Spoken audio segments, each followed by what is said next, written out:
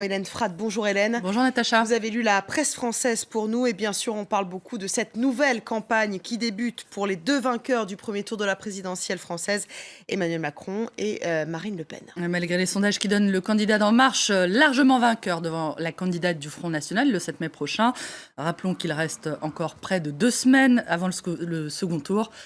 Non, tout n'est pas encore joué, prévient le Parisien, qui estime qu'Emmanuel Macron a donné l'impression de lever les bras un peu trop vite dimanche soir. Le FN au second tour, c'est la réponse du peuple aux élites politiques, recroquevillées sur leur nombril et leur carrière, prévient le journal. Il faut se méfier de cette colère, elle est capable du pire, je cite. Alors que son entourage assure que le candidat d'En Marche n'avait pas préparé l'entre-deux tours ni monté le scénario du second, Le Monde rapporte que la soirée organisée en son honneur dimanche soir dans une brasserie parisienne a provoqué la polémique, la petite sauterie en question, rappelant les souvenirs du 6 mai 2007 et la fête d'un certain Nicolas Sarkozy au Fouquet's, une séquence qui aurait entraîné un damage control de communicants. Autrement dit, une tentative pour réparer les dégâts.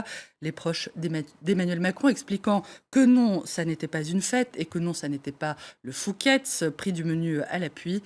Trop tard, le mal est fait, estime Libé, qui fustige la gloriole avant l'heure d'Emmanuel Macron, soupçonné de mésestimer l'importance du dernier combat qu'il attend face à Marine Le Pen. Plus pudiquement, les Échos évoquent le faux départ d'un candidat qui aurait un peu tardé avant d'embrayer.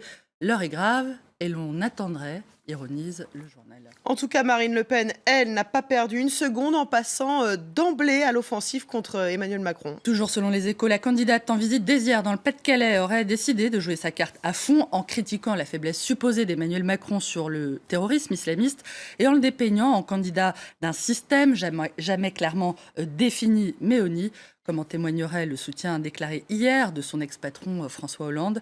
Marine Le Pen dénonce le vieux front républicain tout pourri, je la cite, dont plus personne ne veut, que les Français ont dégagé avec une violence rare et qui essaierait de se coaliser autour d'Emmanuel Macron.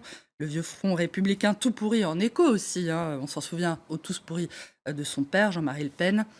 15 ans après son arrivée au second tour de la présidentielle, Libération qui titrait, on s'en souvient, là encore, tout simplement non en 2002, non comme non au Front National, martèle aujourd'hui qu'il ne faut rien lâcher.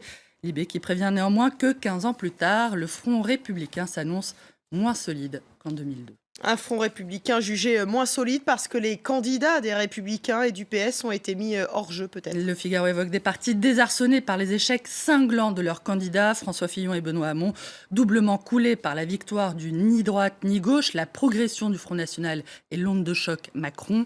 À droite, la consigne pour le second tour serait même en train de faire exploser les Républicains, d'après l'opinion, qui annonce des lendemains douloureux pour l'opposition. Celle-ci a finalement arrêté cette position. Face au FN, l'abstention ne peut être un choix. Nous appelons à voter contre Marine Le Pen pour la faire battre, je cite. Fini donc le nini, mais pas les débats. Du côté des socialistes, l'appel à voter en faveur d'Emmanuel Macron est unanime. Mais là encore, tout est loin d'être réglé. PS, Jean-Christophe Cambadélis repousse à plus tard la grande explication, annonce le Figaro.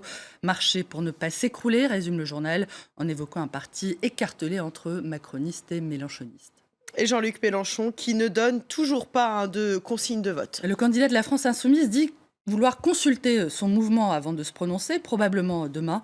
En attendant, son silence a du mal à passer du côté du PS et du Parti communiste, qui a lui aussi appelé à faire barrage à Marine Le Pen. Colère, démocratie ou faute, s'interroge Libération.